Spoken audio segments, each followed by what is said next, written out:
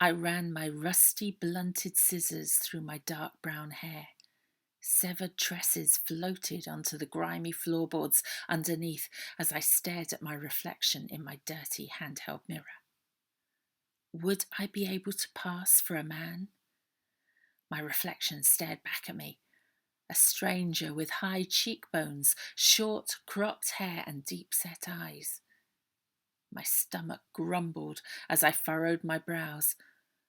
I had to do this to get food on the table and save my elderly parents from certain starvation. I was going to become a border reaver. I travelled with my rucksack, which had hard bread and a flask of water. After travelling for more than a day, my feet had sore red blisters.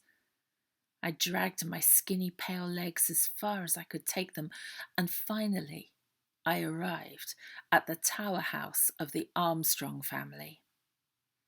Built upon a small hill, it was a tall stone building with a large entrance and small windows. Hanging from the walls was the Armstrongs' lion insignia emblazoned on a crimson banner.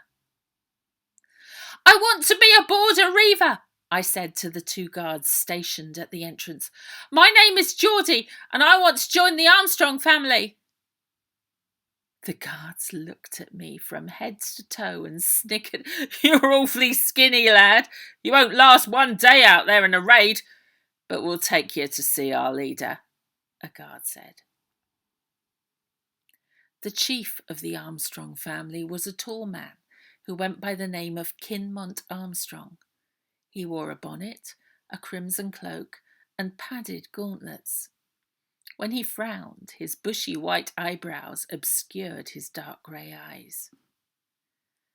"I am Geordie, and I want to join the Armstrong clan," I shouted. Kinmont Armstrong scoffed. His voice boomed as he told me, "You're so small you won't last a raid. But I'll tell you what, lad, I'll let you join us on one condition: if you can beat me in a duel." We went to the courtyard. Kinmont put on his heavy steel bonnet, jacker plate and targe.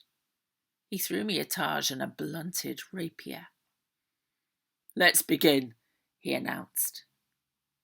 Cling, clang, cling, clang, our swords clashed together. I struggled to parry his forceful blows and felt myself pushed back. He was just too strong.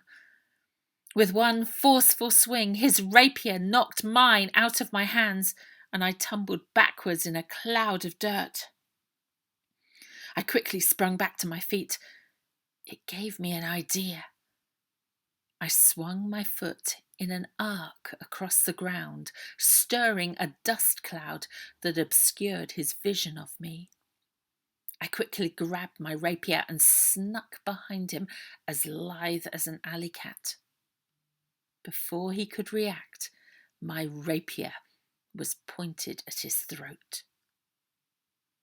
A deep, rumbling sound reverberated from Kinmont's throat as he chuckled.